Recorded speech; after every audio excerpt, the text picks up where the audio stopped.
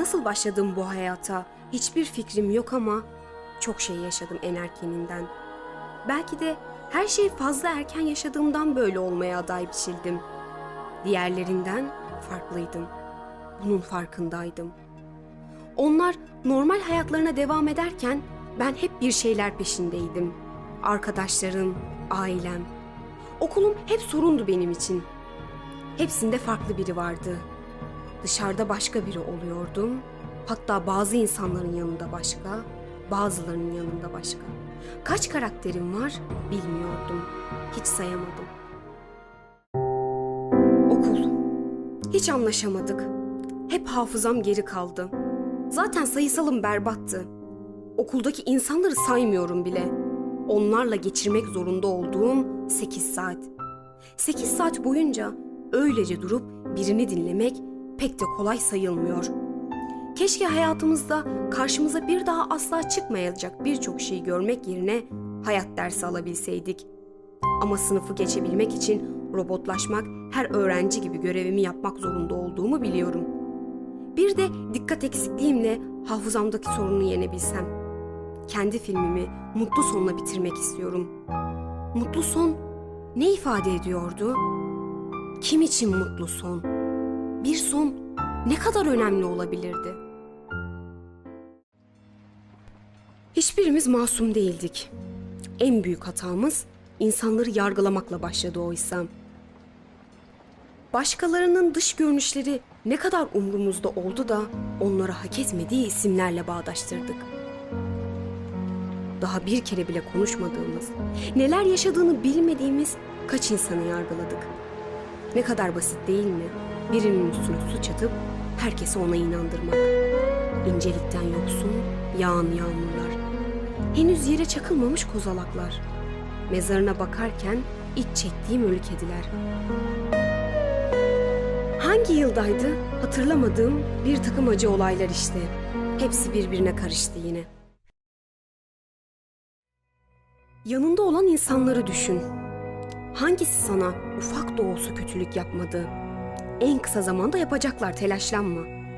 Kimse mükemmel değil. Ailelerimiz bile. Şu an yaşadıklarımızın tek sorumlusu bence ailemizdi. Küçüklüğümüzde beynimize aşılanmış kelimeler, duygular, gördüklerimiz. Duymak istemediğimiz halde duyduklarımız bizi buraya sürükledi.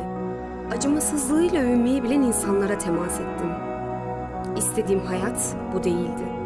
İnsanlar ne kadar acımasız olabilirdi? İnsanlar ne kadar merhametli olabilirdi? İyiliğin içinde kötülük, kötülüğün içinde her zaman bir iyilik vardı değil mi? Sahte mutluluklar vardı.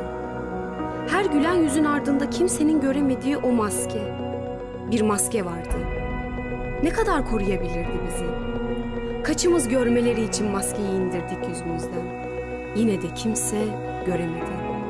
İçimizdeki hüznü kim bilecekti? Mutluluğu elde ettik mi? Mutluluğu elde etseydik dizi bitmez miydi? Oysa biz hep bunu istedik. Bilmiyorduk üzüldüğümüze yeni bir tecrübe kazandığımızı. Zamanı tekrar geçiştirdim. Nasıl da kurtlandım içimden pek de hissetmedim. Kendime yer açmadım onlar içinde. Aşkı abartmadım. Uzun uzun yalnızlıktan bahsetmişler hep. Oysa ben de kalbimde başka kimseye rastlamadım. Peki ben başkasının kalbinde ne kadar yara açmıştım? Ya sen? Sen kimlerin canını acıttın? Bunu hiç yapmamış gibi davranmaya çalıştın. Kaç kişi tarafından terk edildin? Kaç hatıra ellerinden alındı? Gözlerindeki anılar silinmeye başladı. Nasıl toparladın küçük küçük parçalara ayrılan kalbini? Nedenini bilmediğim bir sebepten dolayı aşka olan inancımı yitirdim. Zaten kim olursa olsun gidiyor. Gitmek zorunda kalıyor. Önemli olan yaşattıklarından pişman olmaman. Çünkü elinizde kalan onca yaşanmışlık boşu olmamalı. Bazenleri bir ders olur. Bazenleri yüzünüze tebessüm konduran bir anı. Zaten bir kere aşık olmadan aşka olan inancını kaybedemezsin. Aşık olmak gerek. Aşk için Ne erken ne geç. Ne zaman geleceği belli olur mu hiç? Ben dokunmadan aşık olmuştum. Hiç dokunmadan aşık olunur muymuş? Olunuyormuş. Başkalarına sordum. Uzakta yaşıyormuş dediler. Olmaz o iş. Sanki aşkın yakınlıkla bir ilgisi vardı. Zaten ben bir kere aşık olup çok güvenmiştim. Bir daha kimse sırtımı dayayabileceğim kadar güçlü görünmedi. Zaten küçücüktüm. Onunla büyüdüm. Yağmurun anlamını onunla, sonbaharın güzelliğini onun ruhuyla öğrendim. Cümleleri toparlamayı öğrendim. Nasıl olsa bir edebiyatçıydı. Nasıl öğrenmezdim? Hayatımda bana dair en güzel kelimeleri onda duydum. Sevildiğimi en çok o hissettirdi. Giderken şunu unutma, benden başka kimse seni bu kadar sevemeyecek deyişinden belliydi. Evet, haklıydı. Kimse beni onun kadar sevemeyecekti. Boş verin. Sevmek, doğru insanı bulunca güzel. Sevmek, uçmak kadar özgür. Sevmek, bulutlara dokunmak kadar tatlı. Sevmek, bir meleğin elini tutmak kadar mucizevi. Siz sevin. Herkesi değil, doğru kişiyi. Sigarayı ilk içine çektiğinde hissettiğin o hissi alıştıktan sonra hissedemiyorsun ya hani. Öyle olmasına izin vermeyin. Onu her içinize çektiğinizde ilk tutkunuzu hatırlayın ve ona yenilin.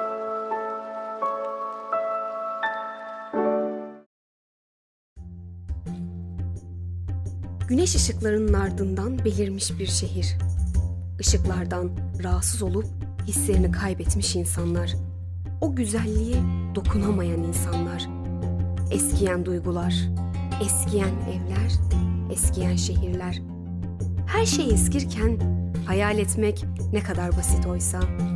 Bir yolculukta kitap okuyan insanlar sevilmeli. Peşinizden gelen sokak hayvanlarından korkmak yerine en azından içten içe güzel duygular beslenmeli. Çayı bitmiş boş bardaklar, boş kafalar. Kül tablasının içinde tek kişinin söndürdüğü yalnızlık. Koskoca bir semt, benim oyun alanım. Herkes oyunumun içindeydi. Bu benim filmimdi. Kimsenin elinin altında değildim aslında. Ya da kimseye iyi değildim. Saf da değildim ama ben hep bunları oynadım. Peki insanlar? İnsanları tanımak o kadar karmaşık ki. Bazen tek bir bakışta anlarsın.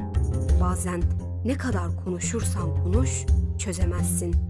İnsanları izlemeyi, onları analiz etmeyi o kadar seviyorum ki. Defalarca metroda ilk duraktan son durağa bilmem kaç kere gitmiş insanları izlemiş olabilirim.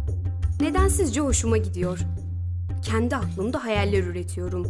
Yeni hikayeler. Yüzlerinde kaç yaşında olduğunu anlamaya çalışıp ölümüne kadar kendim belirliyorum. İnsanlarla oynamayı seviyorum. Düşündükçe sorulacak çok soru çıkıyor. Gözlerimden uykusuzluk akarken hala insanları düşünüyorum. Camdan dışarı baktığımda koca bir şehir görebiliyorum. Sonra her şey küçülüyor ve bir apartmana, sadece bir apartmana odaklanıyorum. Kaç kat? Bu apartmanın içinde kaç insan yaşıyor? O evlerde neler oluyor? Evlerin içleri nasıl peki? Peki onlar nasıl büyüdü? En sevdikleri film hangisiydi? Aileleri onlara neler öğretti? Küçüklüğünde aldıkları en iyi hediye hangisiydi? Aşık oldular mı gerçekten hiç? Peki ölmek istediler mi? Ölemediler mi? Birinci kattan en üst kata kadar çok hikaye kurulabilirdi. İnsanlara bir hayat biçmek ne kadar doğru olabilirdi? Sanırım yaklaşık 5 senedir güçlü kalmaya odakladım ben kendimi. Güçlü olmak, güçlü olmak, güçlü olmak. Ama içimdeki o küçük kız yorulduğunda nereye kaçacağımı bilmiyordum. Göğüs kafesimde bir sandık var ve her şeyi oraya kilitledim. Hislerimi yok ettim. Mesela bir banka oturun. Önünüzden geçen insanları hayatınızda bir anda giden insanlar olarak düşünün. Ne kadar hızlı gidiyorlar, değil mi? İnsanlara güvenmeyin. Onları sevmemeyi öğrenin.